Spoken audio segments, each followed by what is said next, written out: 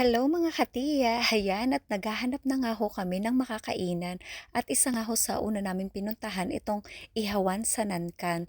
Isa rin ho ito sa Pinoy restaurant dito nga sa may Chungli at sabi nila ay masarap nga daw ang pagkain dito.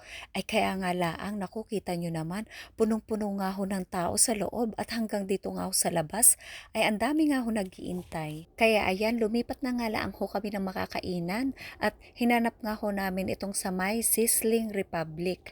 At ito nga hong mga kasamahan ko ay dati ay nakakain na rin daw dito. Kaya nga laang din ho, ang dami ding tao at itinuro nga kami dito sa may taas dahil may available pa nga daw na mga upuan. At ayan, meron din sila ditong Mac&B na menu, yung parang Jollibee. Hello, kain po tayo mga katiya. Ayan. Dayday, ano, masarap ba?